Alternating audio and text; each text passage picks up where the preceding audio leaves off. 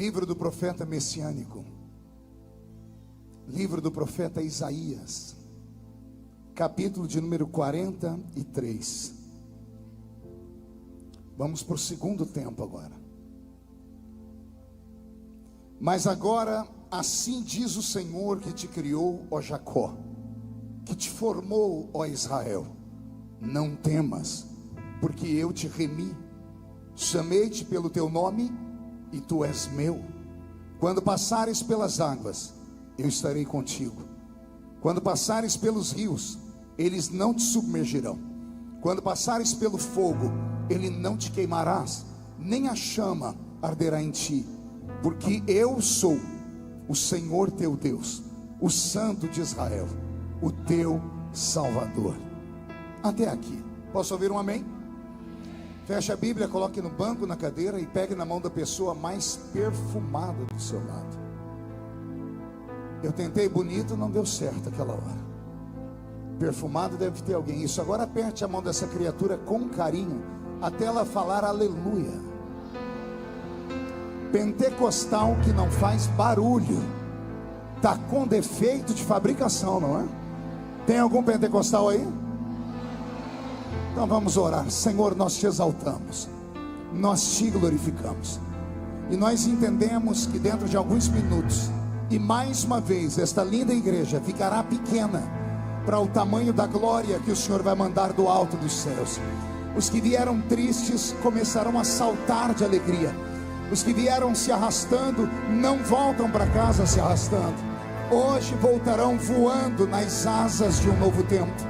E antes que eu comece a revelar os seus mistérios, cerque esta igreja com a sua glória. E num raio de 5 quilômetros, onde houver um demônio alojado, eu dou a esses demônios segundos para sumirem de Macaé. Porque se não sumirem, serão queimados pelo poder da sua glória que aqui será derramada.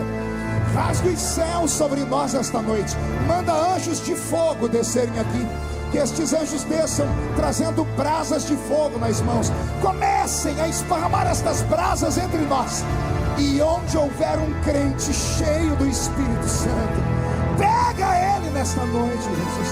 Mostra para ela a sua glória nesta noite. E fala conosco. E fica conosco. É o que eu te peço agora e sempre. E toda a igreja diz. Os que podem, tomem seu assento aplaudindo a Jesus, porque Ele é bom, porque Ele é maravilhoso.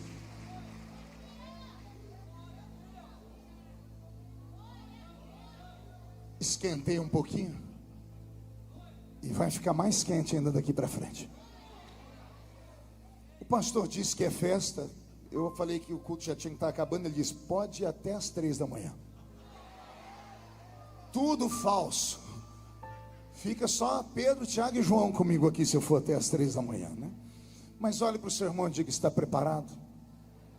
Diga: faremos uma viagem hoje.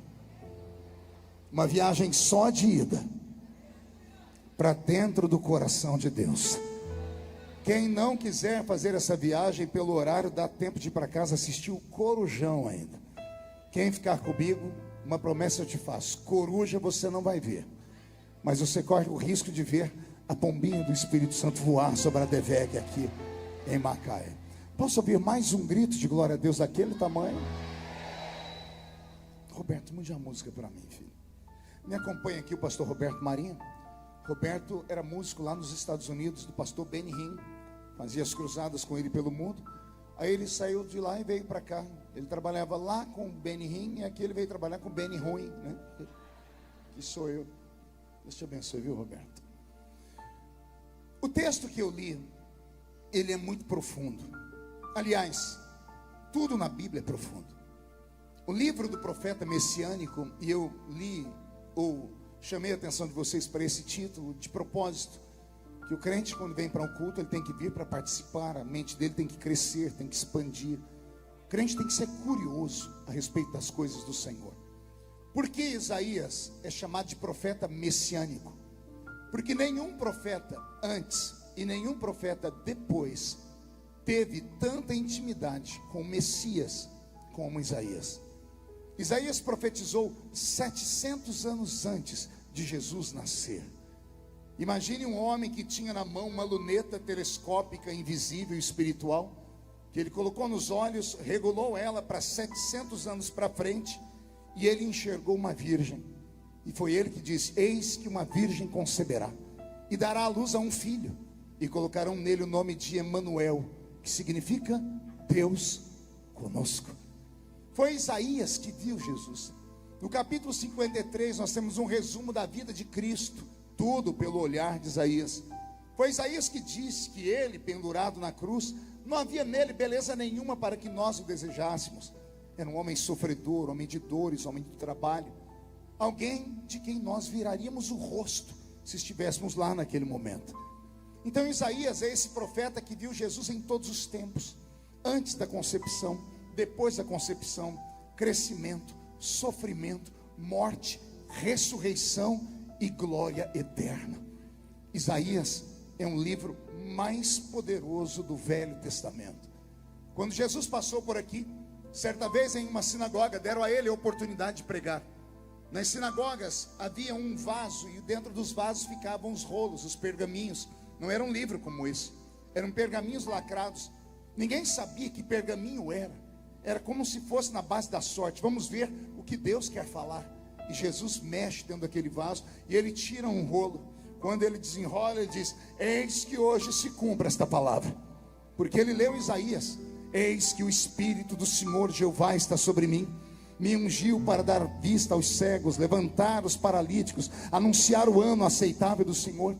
O livro do profeta Isaías é tão poderoso que quem já leu o Atos dos Apóstolos deve ter visto um diácono correndo atrás de um carro como um doido, um carro puxado por 4 cavalos árabes, porque o homem dentro da carruagem era o tesoureiro da rainha Candace, da Etiópia.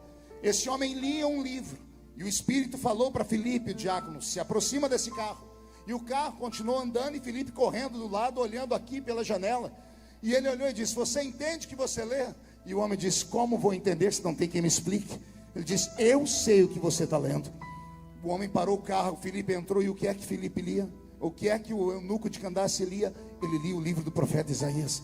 Então esse profeta, ele é especial.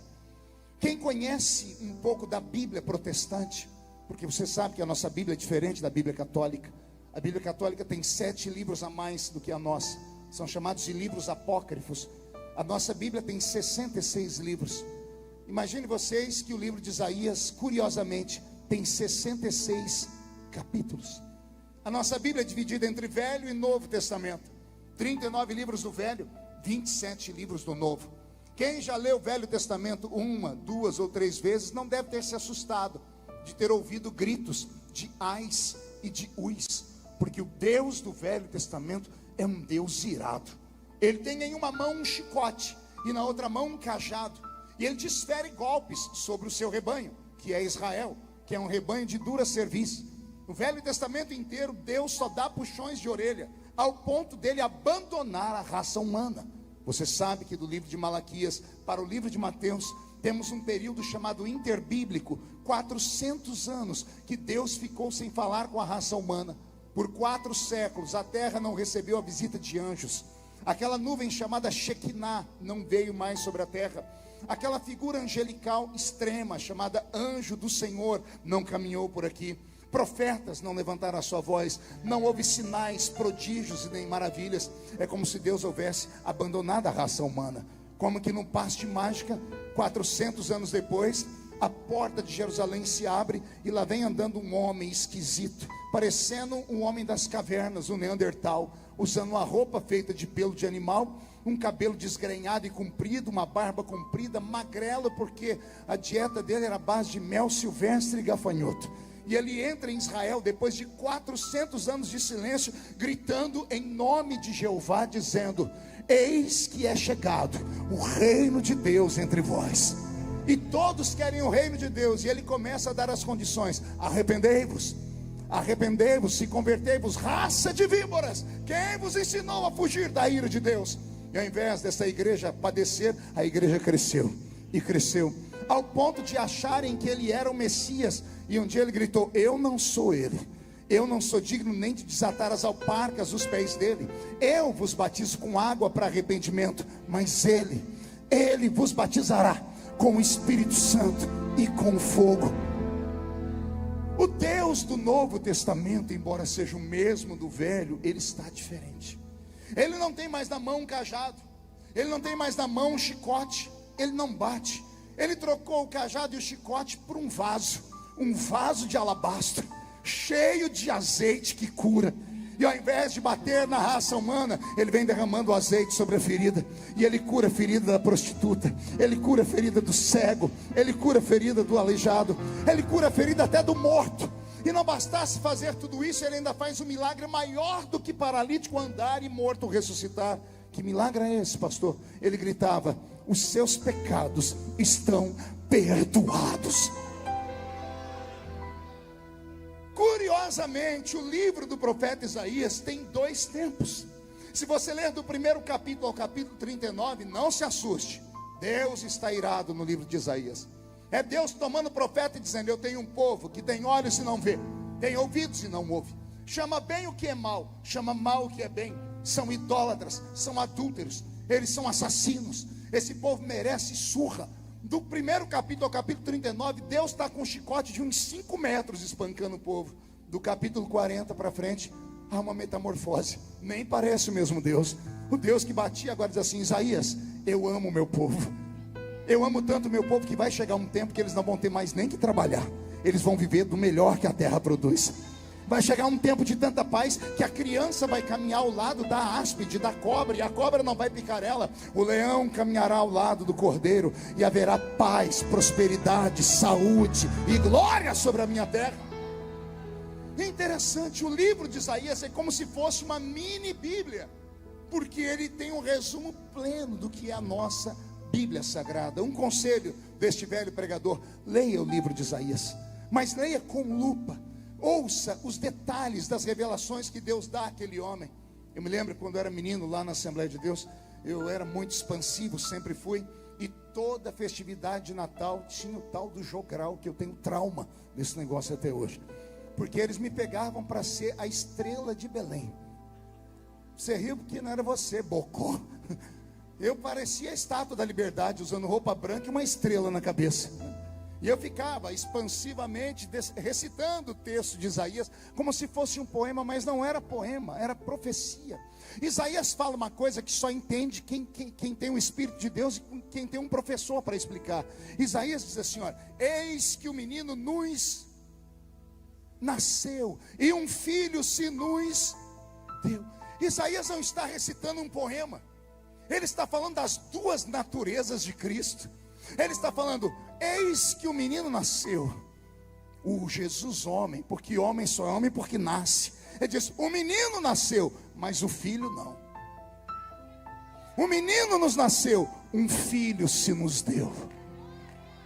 Entendeu isso? Não vou desenhar para você. O menino é a carcaça, chamava Yeshua. O filho chamava-se o Cristo. Não entendeu ainda? Vou desenhar para você até você entender.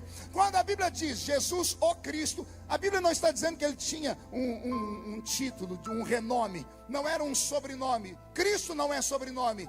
Jesus é o lado humano dele, Cristo é o lado divino. A palavra Cristo aparece com C maiúsculo, significa o ungido desde a eternidade. Caminhando na terra era Yeshua e o Cristo. Yeshua estava aqui, o Cristo estava aqui dentro. Lembra quando ele chegou em Gadara? Ao invés de fazer um culto na praça pública, ele foi fazer um culto no cemitério. De longe um homem endemoniado olhou para Yeshua e falou: com aquele ali eu posso. O demônio falou: pega aquele homem e destroça ele. Foi chegando perto. Quando o demônio esticou o olho, porque demônio não enxerga igual a gente. O homem enxerga a carcaça, o demônio enxerga o que tem por dentro. Quando o demônio viu quem estava dentro da carcaça, o demônio se curvou e disse: vieste nos atormentar antes do tempo, ó Cristo, Filho do Deus vivo. Havia o Cristo e Yeshua. Jesus foi desenhado para nós por Isaías. O menino nos nasceu, mas o filho não nasceu, foi nos dado o eterno. Foi Paulo quem desenhou o maior de todos os milagres da humanidade. Ele, mesmo sendo Deus, Não tem por usurpação ser igual a Deus. Antes, aniquila sua forma divina e desce entre nós, e se faz carne, caminhou entre nós, sofreu a nossa vida, morreu a nossa morte, teve a sua ressurreição, como um dia nós teremos, foi assunto ao céu, e o dia que ele subiu, os anjos gritaram: do jeito que ele foi, qualquer dia desses, ele vai voltar. E se ele voltasse essa noite, ao toque da trombeta e dessa igreja linda, só 2 subissem, um sou eu, quem é o outro? Vem atrás, deixa eu ver. Então não dá um grito não, dá um berro de glória a Deus aqui dentro, me fala. Estamos nos entendendo? O livro do profeta Isaías é esse poço de mistérios. Mas hoje eu não quero falar sobre o lado histórico do livro, nem buscar a sua exegese bíblica plena. Eu quero falar de algo pessoal. Porque no capítulo 43, que eu li com os irmãos, está nessa segunda fase em que Deus está de boa, na fase em que Deus está elogiando. E aqui no capítulo 43, Deus acorda Isaías na madrugada, porque Deus só falava com o profeta de madrugada. O profeta era o para-raio divino, era com quem Deus desabafava. Está todo mundo dormindo e Deus acorda Isaías: acorda, vamos bater papo. Pois não, senhor, o que o senhor vai falar hoje? Que o seu povo é o quê? Outros, o senhor já vem falando que eles têm olhos, não vê, tem boca e não te adora. Não, Isaías, hoje eu quero fazer um elogio. Sério, senhor? Então faz. Isaías, eu tenho um povo, não são 2 nem 3. Tenho um povo e eu amo esse povo. E que esse povo único é dividido em 2 grupos. Como assim, Senhor? Isaías, parte do meu povo é feito de gente normal. A outra parte é feito de gente maluca. Como é que é, Senhor? Eu tenho só um povo, e eu amo esse povo, e eu respeito eles. Só que parte deles é de gente normal, só acredita naquilo que faz sentido. E a outra parte, de gente doida. Por quê, Senhor? Porque tudo que eu falo eles acreditam. E aí, Senhor? E aí, Isaías, que eu respeito tanto eles, que para o normal eu só faço promessas normais. E para os loucos, eu faço promessa louca. O que é que o Senhor promete para os normais essa noite? Se passar pelas águas, elas não te afogam. Por que é uma promessa normal? Porque todo ser humano em vida já passou ou ainda vai passar pela triste experiência do afogamento. Quem já quase afogou aqui? Levanta a mão para eu ver. Tem um monte de assembleiano que nunca foi na praia, nem na piscina aqui dentro. Coisinha de Jesus. Quem foi que disse para você que a gente se afoga só quando vai numa piscina? Às vezes a gente se afoga tomando um copo d'água. A água sai por onde não devia. Já aconteceu isso com alguém? Então vou perguntar de novo: quem aqui já quase afogou? E você está vivo aqui? Se cumpriu a promessa. Se passares pelas águas, elas não te afogam. Promessa simples. Tem pessoas na igreja que Deus tem que falar com ela num papo reto. Ela não pode ter nenhum tipo de exercício mental, que ela fica sufocada. Ela só acredita naquilo que a mente dela consegue absorver. Alguns são tão analíticos que só acreditam naquilo que pode ser reproduzido dentro de um laboratório, através da química, da física e da matemática. Passou uma vírgula, diz: não, isso é impossível. E Deus respeita essas pessoas. Elas estão aqui, estão aí do seu lado. Essa criatura que ao invés de cultuar, fica filosofando aí do seu lado. Ela botou a mão no queixo, olhou para o céu e disse: to be or not to be, that's the question. É sério, tem pessoas, já viu? Tem pessoas assim, elas vêm na igreja, senta, cruza as pernas, cruza os braços, bota essa desgraça desse chiclete na boca e fica dizendo: vamos ver até onde vai dar. Passa o culto inteiro olhando o pregador com uma cara feia, parecendo que foi batizado num pote de vinagre. É sério. Vem para uma igreja pentecostal e tem raiva de barulho. Eu não entendo isso.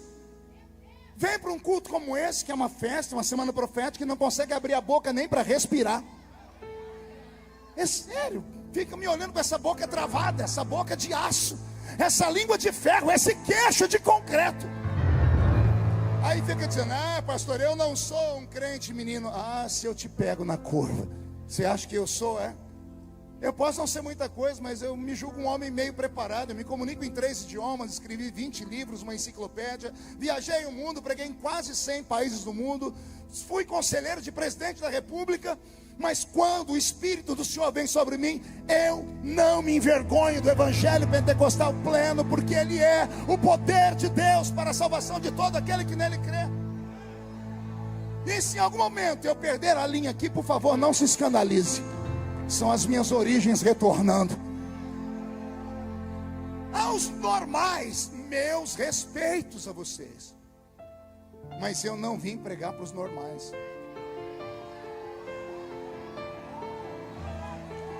Eu vim pregar só para os doidos nessa noite. Tem algum doido aqui? Ah! Pastor, e qual é a promessa para os doidos? Se passares pelo fogo, a chama não te queima. Aí o normal começa, é impossível, porque o fogo é o elemento mais poderoso criado pelo universo. Hebreus 12 diz que Deus é um fogo devorador e quem olha para ele morre.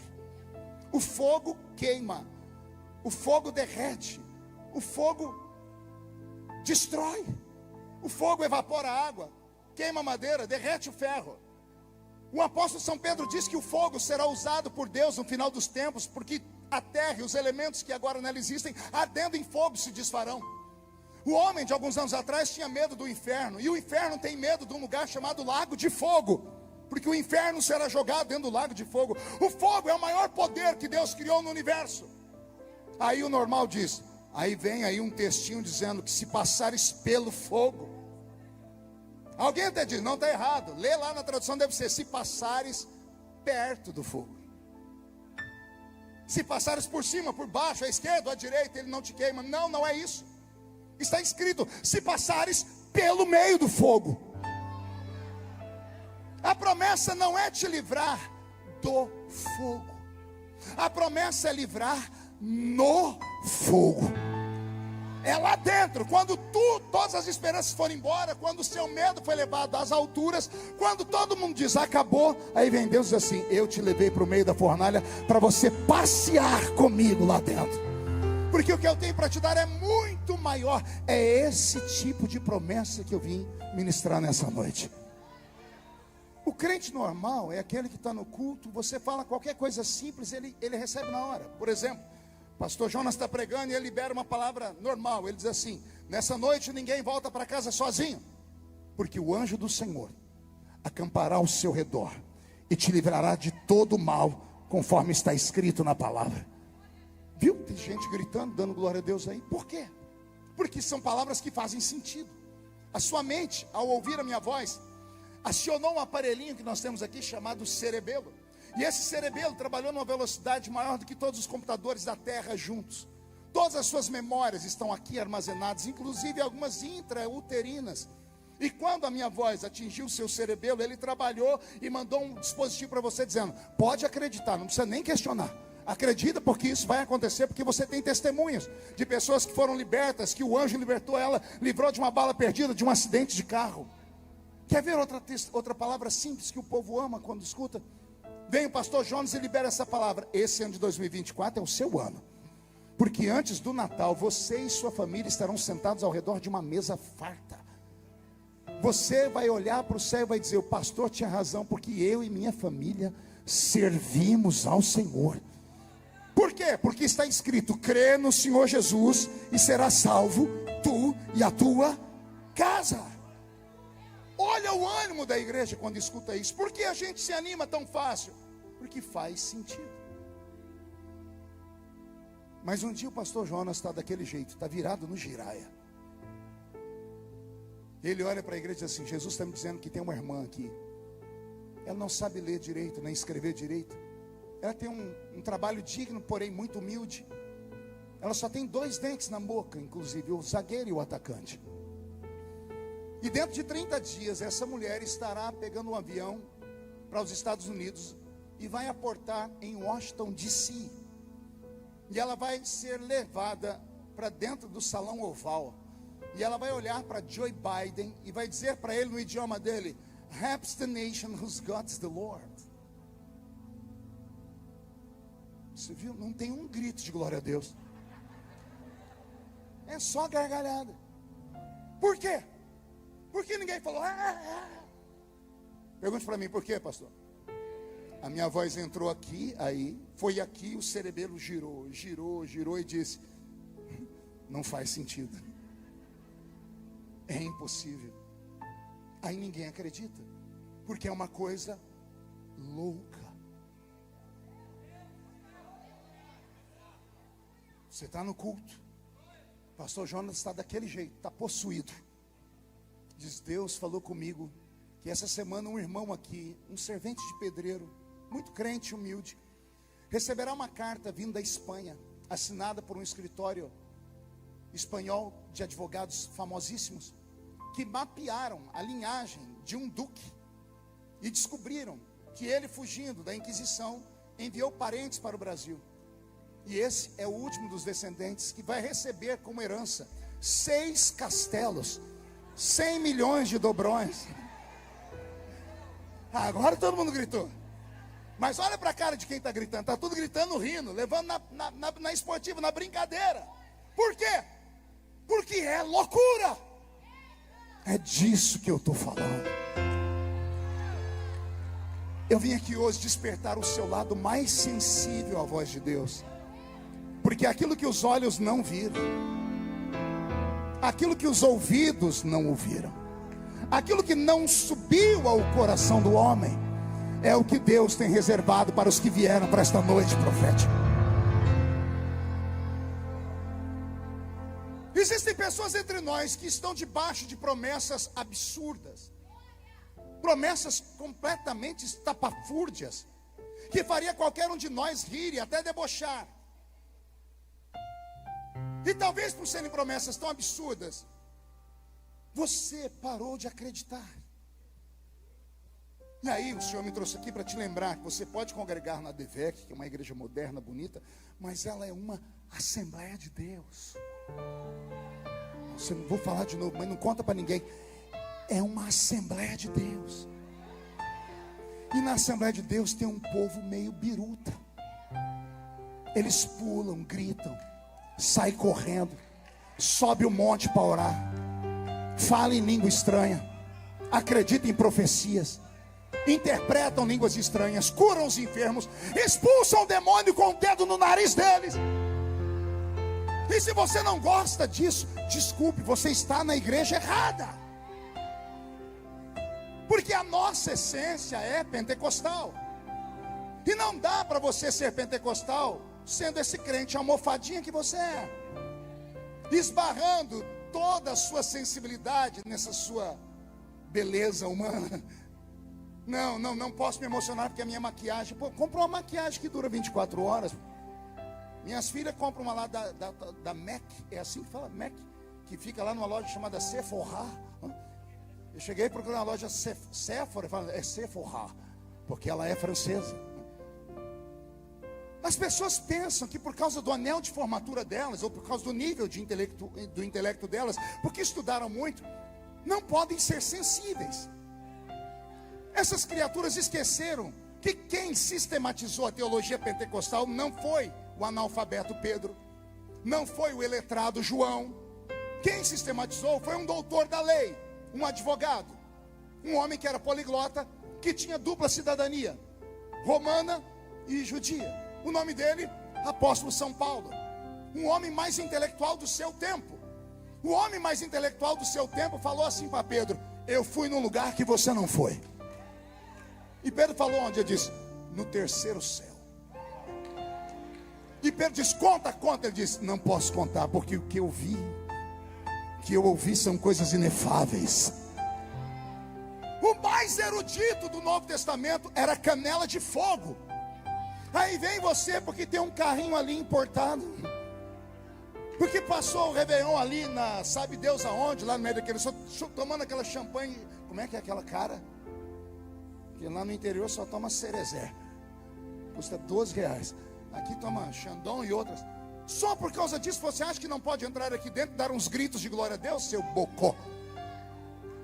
É por isso que Deus não se revela para você. Você quer que as coisas se deem apenas nessa atmosfera. E as coisas de Deus não se revelam só nessa atmosfera, elas se revelam nessa atmosfera. Não é só na horizontal, é na vertical. Deus fala com o ser humano dentro daquilo que o ser humano é capaz de acreditar ou não acreditar. Deus tem dificuldade de se revelar para você porque você é importante demais.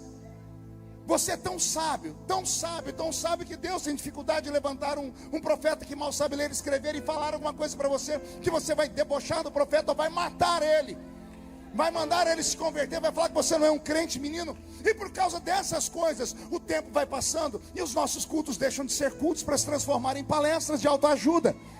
Nada contra quem prega autoajuda, se você gosta é problema seu. Eu não prego autoajuda, eu pego a ajuda do alto. E a ajuda do alto envolve o poder do Espírito Santo. E o poder do Espírito Santo fala numa linguagem que o homem natural não entende. Eu estou todo arrepiado aqui. É sério, estou sentindo que tem aqui tem um remanescente aqui dentro. É para você que o Senhor me trouxe hoje aqui. O Senhor me trouxe hoje aqui para te dizer: eu te honrei, eu te abençoei, eu te coloquei em arranha-céus, eu te dei empresas, eu te dei carros, eu te dei tudo, e você me nega um grito, você me nega um momento de emoção, você me nega um levantar de mãos, um bater de pés no chão. Sinto falta de você, diz o Senhor. Sinto falta de quando você não tinha nada e subia o morro para orar. Sinto falta de você, diz o Senhor.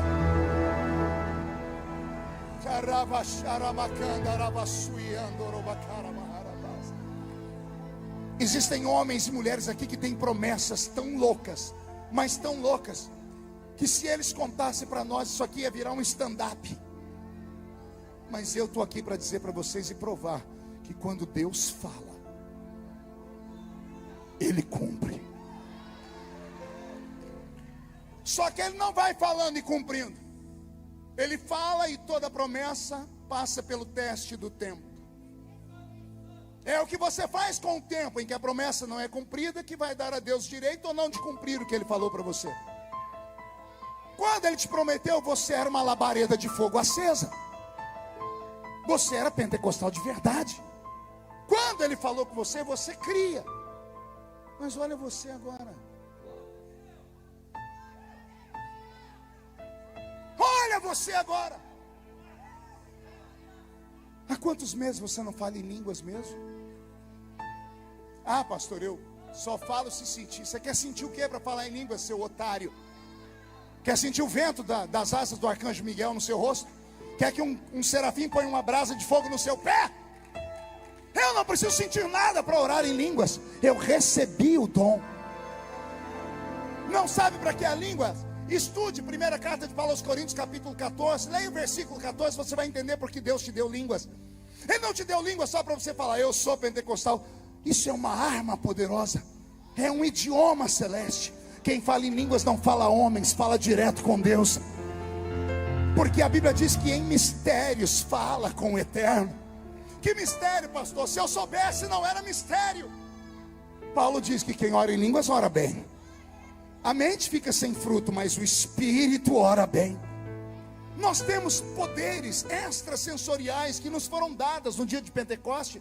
E com o passar do tempo estamos esmorecendo e jogando tudo para o ar. Nossos filhos, seguindo o nosso ritmo, transformaram Pentecoste em piada. E passamos horas na frente do TikTok rindo de manifestações das quais nós não entendemos, mas julgamos. E vou dizer uma coisa: se você não tem o dom de discernir espíritos, porque é um dom, não fale, não ria e não deboche. Porque se você não tem o dom de discernir espíritos, você não sabe o que está acontecendo lá. Ah, pastor, basta olhar. Não, não basta olhar. É pela sensibilidade. O homem normal, Deus deu a ele 5 dons. A ciência chama de sentidos: visão, audição, olfato, paladar e tato. Com esses 5 sentidos, o mundo físico se torna real para nós. Mas tem um grupo de seres humanos que não são normais. Paulo diz: o homem espiritual. O que é o homem espiritual? É alguém que recebeu um sentido a mais. Se existem 5, o homem espiritual tem o 6º sentido. Nada a ver com aquele filme do Bruce Willis, do menininho que fica gritando: eu vejo gente morta. Com que frequência? Em todo tempo. Nada disso.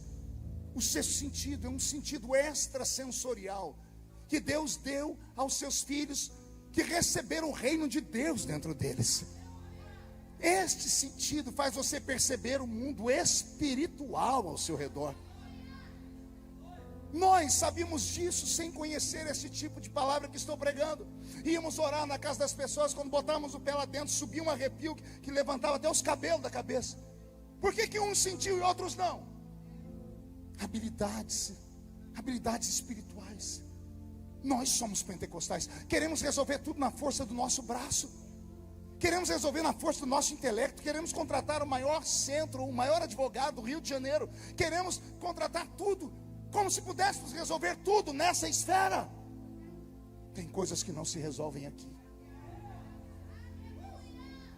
Tem coisas que se resolvem entrando naquela outra atmosfera. Quer ver uma coisa muito triste de se ouvir? Os crentes modernos entram na igreja, mas não conseguem entrar no culto. Pensa aí, medita. Entrar na igreja, qualquer um entra. Fizeram até uma piada. Por que o cachorro entrou na igreja? Porque a porta estava aberta. Entrar na igreja não é mérito para ninguém. Até cachorro entra na igreja. Eu quero ver entrar no culto. Como é que entra no culto? Vamos aprender com o apóstolo São Paulo, ensinando os crentes da igreja de Corinto. Quando vocês se ajuntam, nada acontece. Mas quando vocês se ajuntam, e uns têm salmos, louvores, e outros têm testemunho, palavra e testemunho, vocês saem da terra e entram nas regiões celestiais.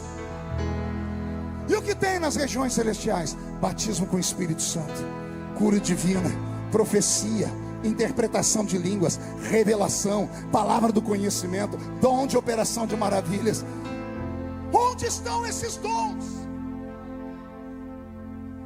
Por que não temos mais? Seriam os nossos pais mentirosos? Seria tudo uma fantasia? Será que Deus fechou a torneira dos dons? Alguém mudou, e não foi o nosso Deus. O texto de Hebreus que vocês leram, ele é o mesmo ontem, ele é o mesmo hoje, e é o mesmo eternamente. Se é tudo isso, por que a gente não tem mais? Ah, pastor, porque agora não tem desculpa. Vazios aqui dentro. Jogamos o corpo pesado nas poltronas e queremos que alguma coisa motive o nosso trabalho, o nosso casamento, queremos ser melhores. É bom tudo isso e é importante, somos um corpo, somos uma família. Mas o princípio não é esse. O seu inimigo de verdade está lá fora. E você já nem acredita mais que ele existe. Os crentes modernos, eu não acredito mais nem que o diabo existe. Mas o diabo acredita que você existe. E ele continua trabalhando do mesmo jeito. E ele percebeu que a igreja mudou o seu jeitinho de ser. E agora, nem gente endemoniada cai mais na igreja. Já perceberam isso ou não? Participei de um debate um dia desse, e cada um tinha uma palavra. Um falou: não, na minha igreja não cai mais gente endemoniada, porque nunca houve demônios. Isso aí eram manifestações psicossomáticas, isso aí era histeria aguda. Pentecostais, filhos de assembleianos que escreveram livros da escola dominical da CPAD. Outros falavam assim: na minha igreja não cai, porque lá tem tanto poder que o diabo não chega nem perto. Aí eu fui obrigado a baixar a cabeça e falar: não tem não, que eu já preguei lá. Perguntaram para mim, disse: qual é o seu pensamento, Feliciano? Falei: o meu é meio esquisito, vão me julgar, vai virar meme na internet. Falei: fala. Falei: meu pensamento é que os demônios estão congregando com a gente. Viraram membros da igreja, estão com a gente em todo culto, nada mais os provoca. Por que havia manifestação? O que é manifestação? Só se manifesta aquele que quer protestar. É um protesto. O diabo se manifestava em protesto. Ele protestava pelo quê? Porque o ambiente começou a ficar saturado com uma presença que incomodava ele. Os nossos pais traziam os crentes, traziam os amigos, os vizinhos para a igreja e sentavam do lado deles. O pai e a mãe ficavam orando para Jesus salvar. Aqui atrás tinha alguém que estava orando para Jesus salvar um filho. Do lado alguém estava em jejum. Aqui na frente alguém que subiu um monte. E começa glória, glória, aleluia, glória, glória, glória. O diabo não aguentava, se manifestava e era expulso. As pessoas não se convertem mais. Não querem que ninguém toque mais o dedo nos seus pecadinhos de estimação. São donos do seu próprio nariz. E aí ficam dizendo que Deus já não existe mais. Nossos crentes estão sendo engodados pela doutrina do calvinismo. Nossos filhos não aguentam mais ouvir pregações. Participei de debates há pouco tempo. Sabe o que estão fazendo agora? Criando seminários no Brasil para treinar pregadores que preguem no máximo 20 minutos. Porque a geração milênio não tem paciência. É a geração do TikTok, que é tudo rápido, que é uma palavrinha. Eles amam ver pregadorzinhos bonitinhos, sentadinhos no banquinho com a perninha cruzada, com o óculosinho assim olhando. Eu te amo, Jesus te ama. Não importa o que você fez no verão passado. É isso que querem ouvir. Aí depois perguntam por que não aguentam. No primeiro embate tomam lá na frente. Aí eu olho para um velho, como ele diz assim: Feliciano, como é que você aguenta? Porque tudo comigo vai para o Jornal Nacional. Porque não é você, bocó. Aí pergunto: como é que você dá conta? Eu digo: simples, os meus pés fincados em uma rocha. Eu oro em línguas todos os dias. Eu não me envergonho do Evangelho de Cristo, seja aqui, seja no parlamento, seja no meio da rua. Eu não tenho vergonha de dizer que falo em línguas estranhas, que acredito nos dons sobrenaturais e que busco eles. É isso que me dá fortaleza. A minha fé não é só para esta vida, a minha fé reflete para a eternidade. Eu luto para reencontrar o meu filho que está do lado do seu. Eu luto para encontrar o meu pai que aceitou Jesus antes de morrer. Uma lágrima escorreu do olho de um homem que estava em coma, porque Jesus me deu o sinal de que salvou ele. Eu preguei 40 minutos para o meu pai em coma. Ele não esboçava reação nenhuma. Eu falei: Deus, funcionou, não funcionou? Eu abri o olho, uma lágrima escorreu aqui. Aí o Senhor falou: já é meu. Vai chegar no céu cheirando fumaça, mas vai chegar. Por quê? Porque tem promessas. Nossa fé não pode ser uma fé apenas no normal, tem que ser uma fé no sobrenatural. Essa história de fé racional pode funcionar na outra igreja, lá na daqueles irmãos. Se eles acreditam, amém. A nossa fé não é racional. Como pode ser racional? Você crer numa coisa que não existe. Você ver o invisível, como Abraão viu. Ou você acredita, ou você larga a mão dessa fé. Você está numa Assembleia de Deus, numa Assembleia de Deus fundada por 2 homens que vieram do outro lado do mundo e pregaram o Evangelho a ponto de apanharem por causa desse Evangelho. Na noite em que se rebelaram pentecostais na Igreja Batista de Belém do Pará, Daniel Berg e Gunnar Wing foram linchados aos chutes e a pontapés por crentes gelados que não conheciam o poder do Espírito Santo. Fugiram para o meio da selva para não morrerem. E enquanto eles estavam pensando como iam voltar para o país deles, do outro lado da mata tem uma irmã chamada Celina de Albuquerque, dobrando o joelho na sua casinha coberta de sapé e dizendo: se é verdade, eu quero. Se tem o que aqueles homens falaram, eu quero. Ela orou da meia-noite às 4 da manhã. Às 4 da manhã, disse a irmã Celina de Albuquerque: eu escutei um grito, olhei para o céu, desapareceu o teto e vieram labaredas de fogo que desceram sobre mim. E a irmã começou a falar em línguas. Ela falou das 4 às 6 da manhã em outras línguas. Assim nasceu a Assembleia de Deus. Ela nasceu debaixo de revelação, debaixo de fogo, debaixo do que é sobrenatural. Você pode crescer no conhecimento, mas cresce na graça também. Você pode ser um intelectual na Bíblia, mas deixa o seu lado sensível perceber que tem alguém andando no nosso meio. Eu vou falar de novo. O Juan cantou sobre a presença dele. Seu primeiro louvor me arrancou do chão. A presença dele está aqui. O Espírito Santo está aqui. E ele é um cavalheiro.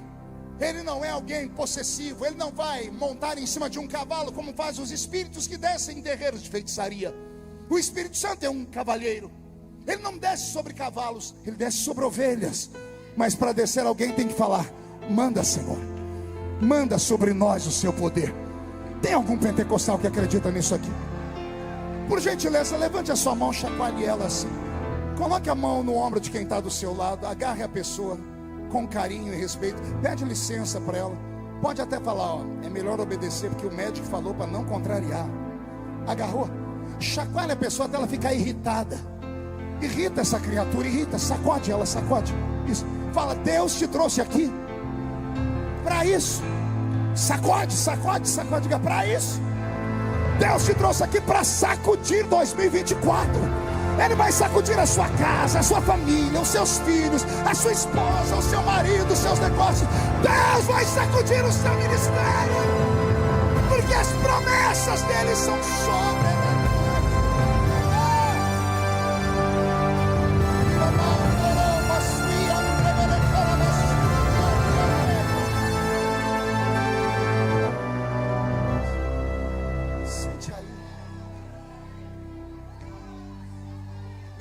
Soia que amatorobas, negebehesi akata.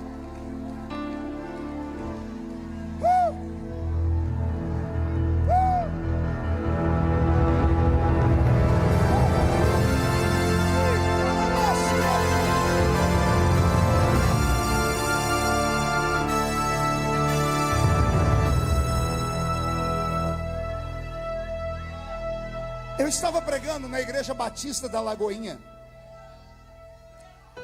Final do culto, estava na porta da igreja vendendo livros. Chegou um mineiro bem matuto para falar comigo. Aquele mineiro que vem pelas beiradas. Aqui tem mineiro aqui, tem mineiro aqui. Essa raça tem no mundo inteiro. Eu estava pregando em Nagoya, no Japão. Falei, aqui não tem. Tinha 1.200 criaturas na minha frente com o zoinho rasgado. Falei, aqui não tem. Tem algum mineiro? Não levantou um.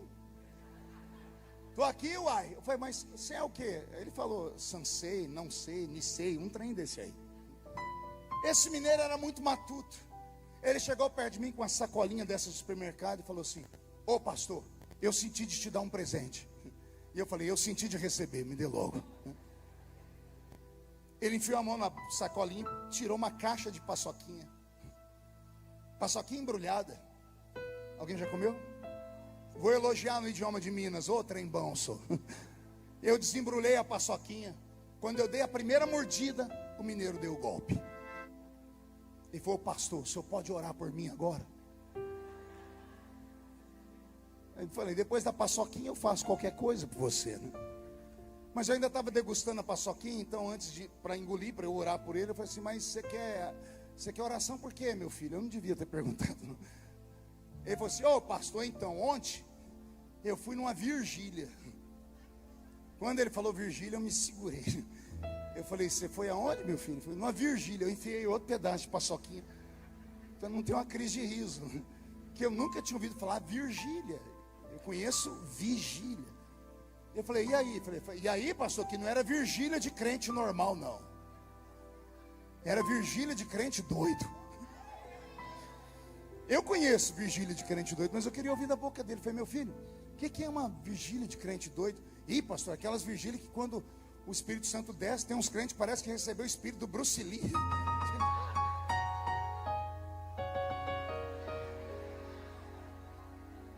Jesus usa, quando o inimigo pega, dá isso aí.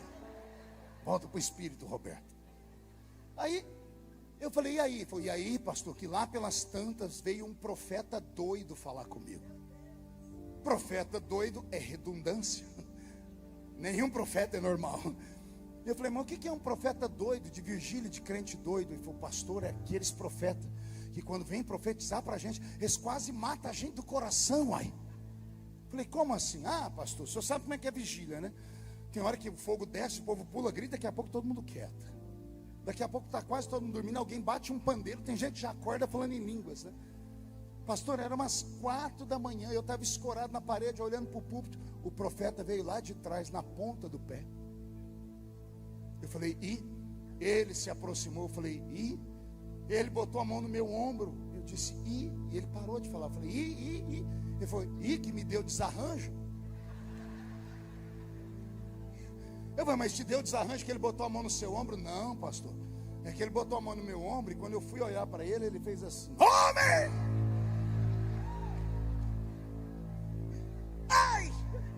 Alguém já recebeu umas profecias dessa aí? A última que eu recebi, eu catei minha alma aqui em cima. Mata a gente do coração. É a coreografia profética. Eu falei: e aí, filho? E aí, pastor? Quando eu voltei em mim, o profeta olhou para mim e disse assim: homem, olha o que eu faço contigo. E agarrou a minha mão, pastor.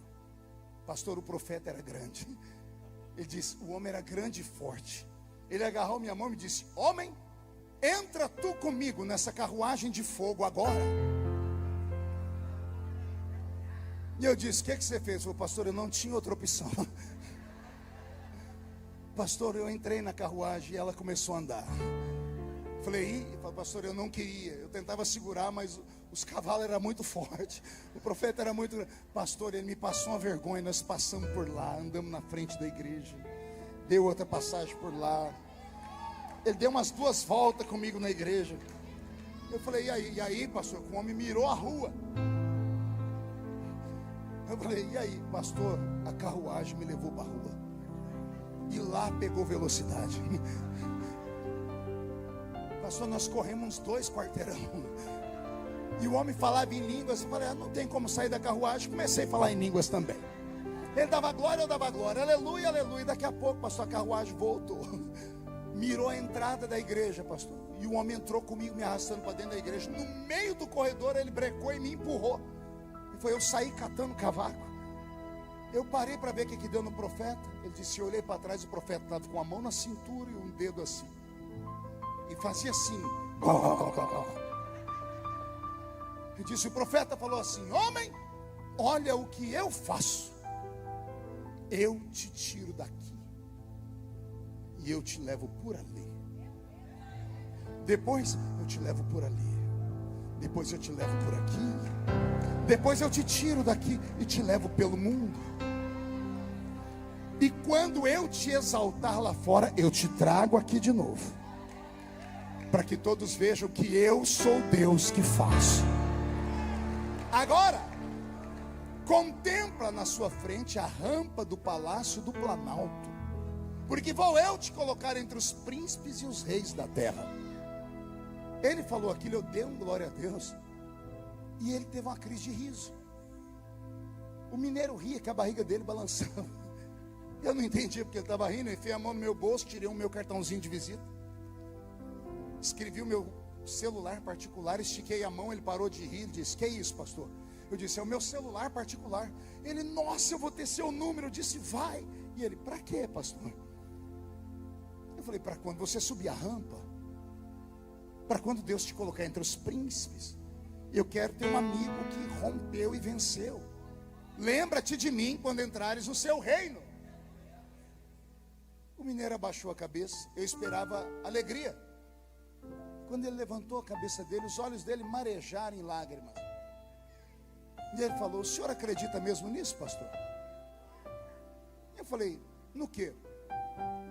O senhor acredita que um homem como eu possa fazer tudo isso? Eu falei: por que não? Ele disse: pastor, eu cresci nas ruas de Belo Horizonte, sem pai e sem mãe. Não me tornei bandido porque a mão de Deus me salvou. Eu tenho 4 filhos. E sabe como eu sustento eles? Vendendo essas paçoquinhas nas esquinas de Belo Horizonte. Quando o semáforo fecha, eu coloco as paçoquinhas no retrovisor dos carros e espero a bondade das pessoas em me darem algum real. Com isso eu sustento 4 filhos. A gente mora num morro aqui que nem a polícia entra. A nossa porta não tem chave, é escorada com uma cadeira. Pergunto de novo, pastor: o senhor acha que Deus pode fazer isso mesmo comigo? Eu estava cansado. E a minha mente racional trabalhou rápido. E eu não enxerguei porque a conta não fechava. E quando um pastor não entende, a resposta dele é sempre a mesma. É clichê: vamos orar. Se for de Deus, vai se cumprir. Quando o pastor falar isso para você, é porque ele não acreditou em bulhufas do que você contou para ele. Estou entregando a nossa raça. Se o pastor falar: vamos orar, esquece. Quando eu fui falar isso para ele, aconteceu algo que só quem é crente para acreditar. Eu fui arrebatado em sentidos.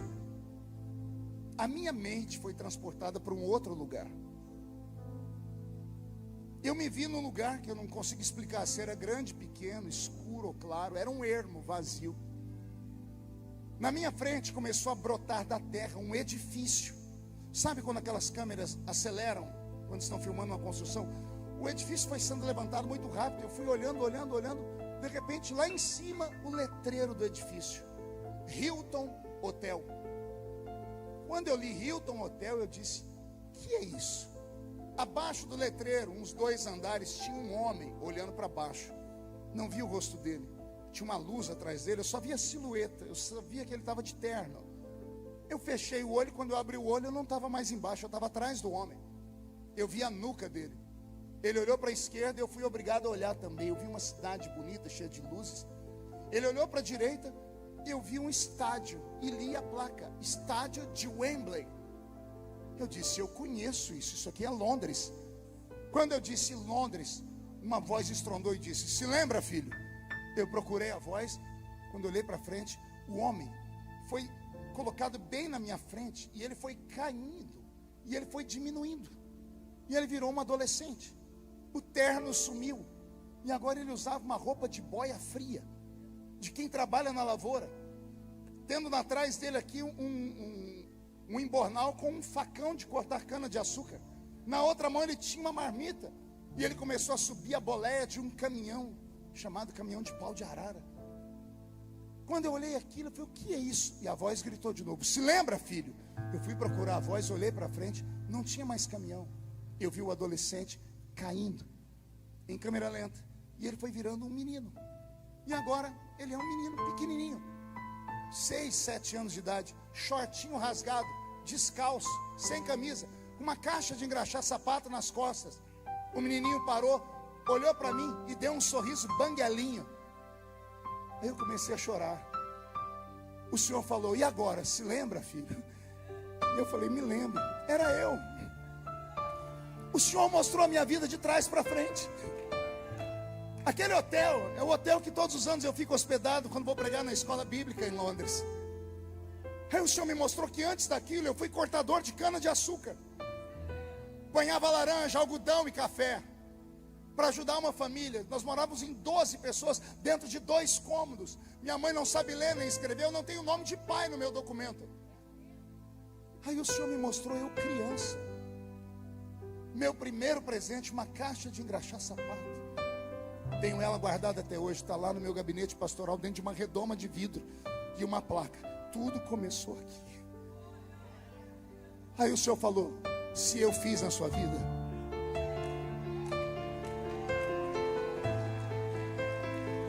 se eu fiz na sua, fala para esse mineiro que eu faço na vida dele também. Eu voltei em mim, o mineiro estava chorando. Eu levantei o queixo dele, agarrei ele pelo ombro e comecei a falar com ele: pare de chorar, porque se foi o meu Deus que falou,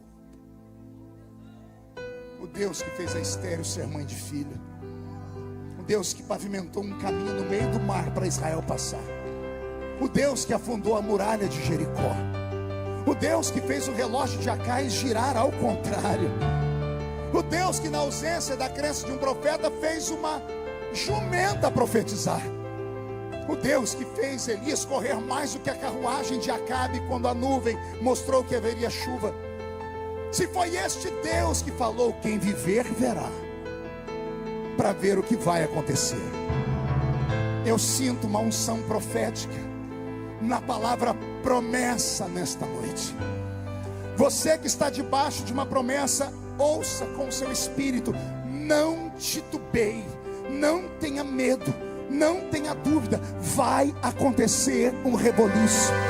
Deus vai criar uma situação, ou Ele vai fazer nascer alguém, ou Ele vai matar alguém, ou Ele vai levantar alguém, ou Ele vai abater alguém, ou Ele vai fazer um governo cair e levantar outro, ou Ele vai tirar você de um bairro e ir para o outro, ou Ele vai tirar você de uma cidade para outra, ou Ele vai usar o ímpio, ou Ele vai usar até o diabo. Eu só sei de uma coisa: se Ele prometeu, vai acontecer um milagre em 2024 na sua vida. Alguém acredita nisso? Então reage, pelo amor de Deus. Isso. Agarra o diabo pelo chifre nessa noite. Esfrega a cara dele no chão e diga para ele: eu sei que o meu Redentor vive, e Ele está se levantando. Deus vai mudar a sua história, Deus vai mudar seu comportamento, Ele vai mudar conceitos, Ele vai mudar valores. Vai acontecer uma coisa que ninguém vai entender, e eu quero viver para ouvir o testemunho. Se alguém está recebendo essa palavra, põe dentro do seu coração. E agora não dá um grito, não, dá um berro de glória a Deus.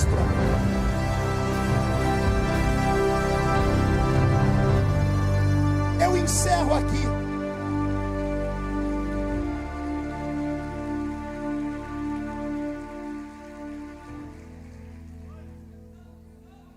Quem de vez em quando assiste política já deve ter ouvido algum debate entre deputados, senadores.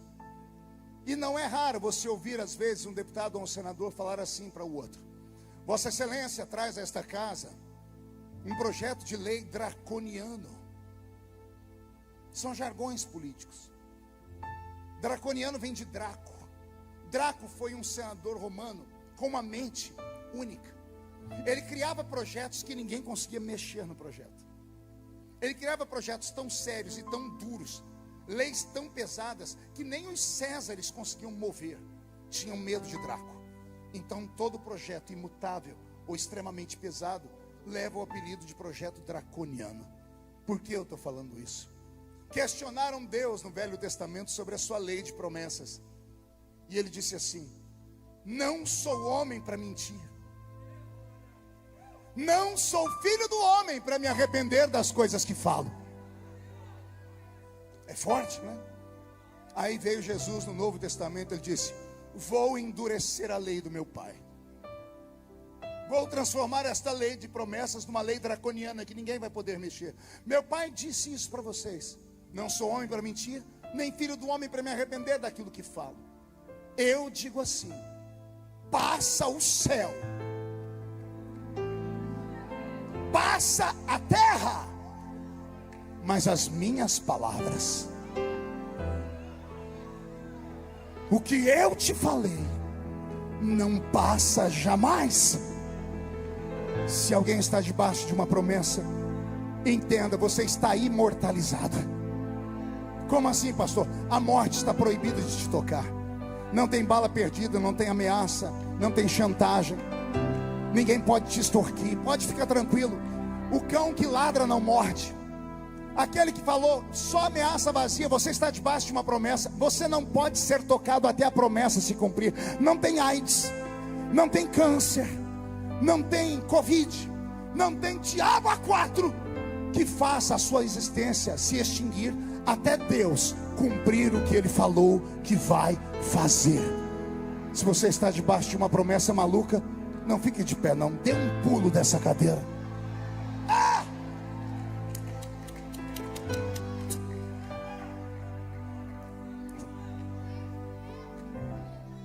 Vou terminar com um testemunho. Eu tinha 14 para 15 anos.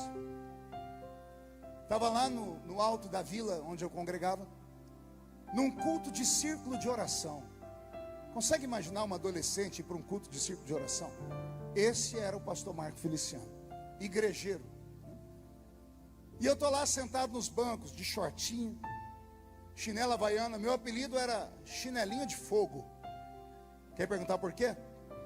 Naquela época a chinela havaiana não estava em Nova York ainda. Quando arrebentava aqui embaixo, a minha mãe fazia um furo com um prego quente, colocava ou um prego ou um grampo de cabelo. E aí quando eu passava o pé no chão, saía faísca. Aí o pessoal diz: lá vem um chinelinho de fogo. E eu estou lá no culto, e quem vai pregar é a irmã Geni. A irmã Geni era casada com o pastor Joaquim. Eles eram aqui de São João do Meriti, mudaram lá para o interior de São Paulo. A gente gostava de ouvir ela falar por causa do sotaque dela, mulher de oração. E a irmã Geni está pregando, tinha lá umas 30 irmãs, e eu sentado lá no fundo da igreja. E ela pregando, daqui a pouco ela fez assim. A gente achou que ela tem um infarto. Ela falou: minhas irmãs, vocês estão vendo o que eu estou vendo? Olha lá atrás. Todo mundo olhou para trás e eu olhei também. Ela disse: não, menina, é você. Eu disse, eu? Ela disse, você. Por que eu estou te vendo embrulhado na bandeira do Brasil? Minhas irmãs, a bandeira do Brasil está embrulhando aquele menino. Eu procurando a bandeira, não tinha bandeira nenhuma. Ela disse, e a bandeira está apertando ele, ó. Ela usava um óculos fundo de garrafa. Ela tirou o óculos, estatalou o olho e disse, olha lá, olha, ele agora está voando. Olha ele lá em cima. A igreja inteira olhando, eu também, ninguém via nada, só a velha via. Olha ele voando. E eu falei, eu estou aqui. Ela disse, não, você está lá. Aí, eu estou fazendo o que lá? Ela disse, olha você voando. Ih, agora ele voa para lá. Ih, agora ele está voando para cá. A igreja olhava de um lado para o outro, ninguém entendia nada. Daqui a pouco ela parou e disse, minhas irmãs, olha o que eu estou vendo. A irmã Dalva gritou, Geni, de óculos você já não enxerga nada, você está sem o óculos. Ela disse, mas eu estou vendo. O que, Geni? Eu estou vendo um monte de bandeira vindo do mundo inteiro. Para na frente do menino, se curva e sai. Outra vez se curva e sai. Caiu uma alegria no culto. Eu fiquei cheio do Espírito Santo. Semana seguinte, culto da mocidade. Arrumei uma gravatinha de crochê. Comprei lá no Vem Que Tem. Cheguei lá no culto. Li um texto e fui falar. Semana passada, Deus mostrou para a irmã Geni que eu vou voar. E ela me viu embrulhado na bandeira do Brasil. E a bandeira me apertava e eu voava para lá, para cá. Eu contei do jeitinho que ela contou. Caiu um espírito de chocarrice. Culto de mocidade. Os jovens danaram a rir. Mas riram tanto que eu fiquei constrangido, Jonas. Eu desci do púlpito. Eu desci envergonhado. Eu fui passando perto do banco e eles começaram. E aí, bandeirinha? Homem pássaro, voador, que vergonha. Eu olhei para frente, mocidade sentava de frente para o círculo de oração e o púlpito aqui. Eu olhei e estava a irmã Genila. Eu fiquei com a raiva daquela velha. Quando eu fui ficar com mais ódio, o Senhor disse, você acredita nela ou neles? O Senhor disse, lembre que ela ora 10 horas por dia ajoelhada. Engoli o orgulho. Ignorei meus amigos. 2 anos e meio atrás, eu estava saindo do Cazaquistão, indo para a China. Naquela noite, eu jantei com Xi Jinping, o homem mais poderoso do mundo, né, hoje. Só perde para o Joe Biden. Não em poder bélico de soldados, ele tem um exército incomparável. Eu entrei dentro do avião, fui entrar lá pela porta de trás, que era a porta dos deputados. Aí veio o mestre de ordem lá do avião e disse assim, ó, o presidente pediu para você entrar pela porta da frente, que ele precisa de você lá. Quando eu entrei, tinha uma sala especial, que é a sala do presidente. Olhei na mesa, tinha uma plaquinha com o meu nome. Aí eu sentei meio desconcertado. Foi sentando o ministro da defesa, o nosso chanceler estava lá, ministro das relações exteriores, vários ministros e o presidente. O avião decolou, daqui a pouco eles começam a debater assuntos governamentais, coisas profundas, coisas sérias, coisas que só eles tinham acesso. Daqui a pouco o presidente fala, Feliciano, eu tomei o sim senhor, o que você acha disso? Falei, o quê? Desse assunto? Falei, não presidente, eu sou só um deputado aqui. Falei, fala rapaz. Eu dei 2 palavras, ele sacou um papel e disse, fala de novo, que eu vou falar isso aí com aquele chinês hoje. Daqui a pouco, o chanceler disse, e se fosse esse assunto dentro do parlamento? E eu comecei a falar com eles. Todos chamaram os secretários lá de dentro da aeronave para vir anotar o que eu estava falando.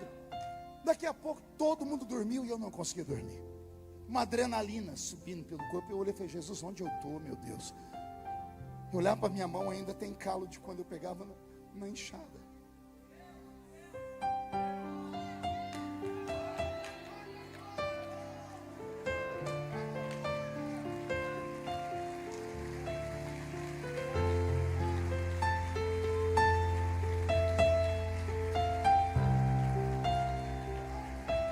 Eu lembrei da minha mãe que não sabe ler nem escrever até hoje. E eu falei, Senhor, o que é isso? Uma voz veio aqui e falou assim, e aí, bandeirinha, eu sou fiel ou não sou? Eu corri para o banheiro do avião, transformei o banheiro num altar, dobrei meu joelho e falei com Deus. E disse, tu és fiel. Já são quase 100 países do mundo onde eu tenho pregado. Tem uma promessa na sua vida? Não desiste dela, não. Incline a sua cabeça. Pode chorar. Deus marcou esse culto para você. Ele sabe que você tem sido infiel, mas Ele permanece fiel. Ele não quer dever nada para ninguém, então Ele quer que você volte a acreditar. Não interessa o que foi, acredita. Vai acontecer. Vai acontecer um movimento. Eu não sei quando, eu não sei como, eu só sei que vai acontecer. Deus não fala com quem está ausente. Ele está falando com você nessa noite.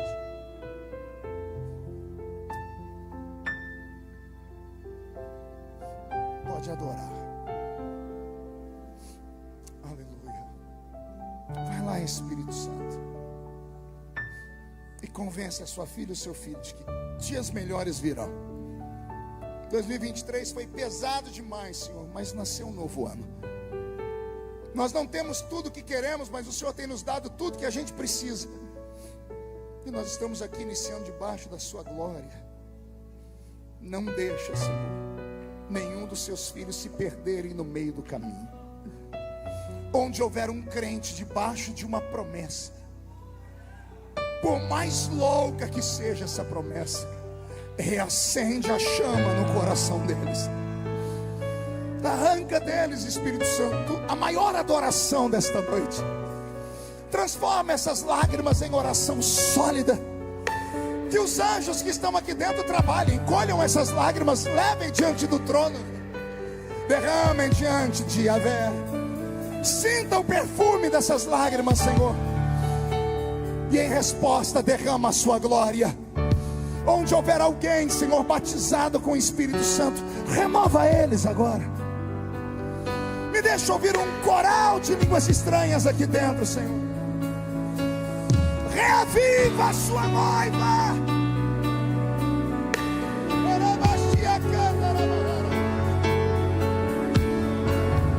Temer porque se eu estou guardado por quem nunca perdeu batalha. Seu nome é Jeová Jireh, e as prover de novo. Eu creio em ti. Haja o que houver, venha o que vier, irás prover de novo. Eu creio em ti. Eu não vivo do que vejo, mas vivo do que creio. Irás prover de novo. Eu creio. Creia, creia, creia, creia. Sai da zona de conforto. Vem adorar a Deus com liberdade. Sai da sua zona de conforto.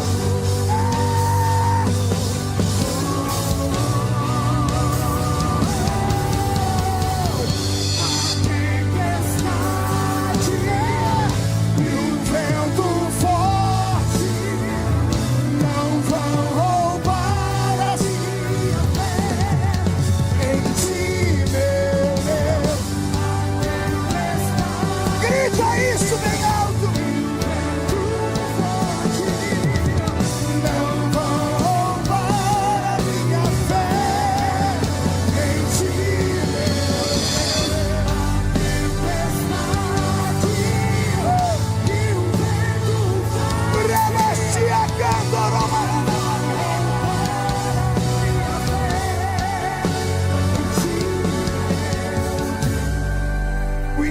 Bele Candorobas, Terloin, Telomandre, Bele Suri di Candoroba, Garabashara Maharabas, Ragai, Andre, Bele Snorgi, Mantorobi, Assu, Rebeke Hebesi, Akiatonoroba, Shiada, Meriaki Andoroba, Karala, Sordi, Marabase, Ramashito, Komarabashia, Torabase. Enche essa igreja de fé, meu Pai. Enche a sua filha de novo. Enche o teu servo de novo. Reage, reage, reage, reage.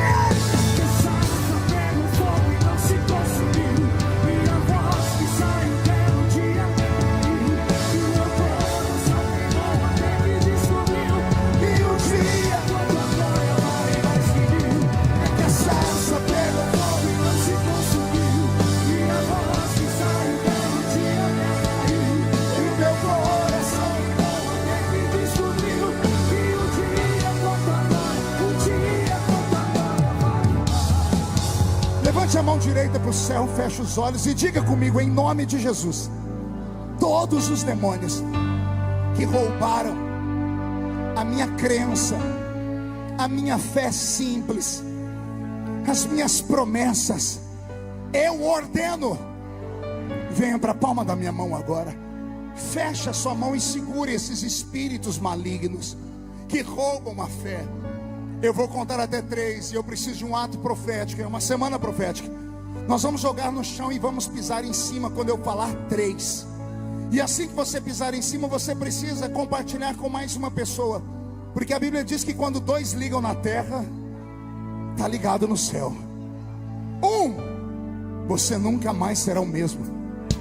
1,5, sua família sentirá orgulho de você de novo. 2, quem viver verá para ver o que Deus falar em 2024 na sua vida.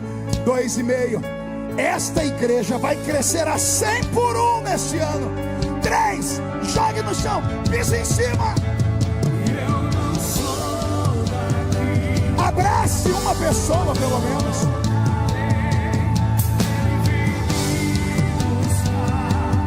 E com ele eu irei. Eu não sou daqui, pra casa voltarei. Ele vem me buscar e com ele eu irei. E Jesus do céu vai aparecer, e todo joelho se dobrará, e toda língua confessará. Mas a igreja será arrebatada num piscar de olhos, acontecerá. Mas a igreja será arrebatada num piscar de olhos, acontecerá. Quem pode aplaudir a Jesus? Quem pode aplaudir e gritar? Quem pode aplaudir, gritar e dar um pulo para cima? Jonas, é mais ou menos assim, ó. Sai da frente, Satanás! Estamos em guerra!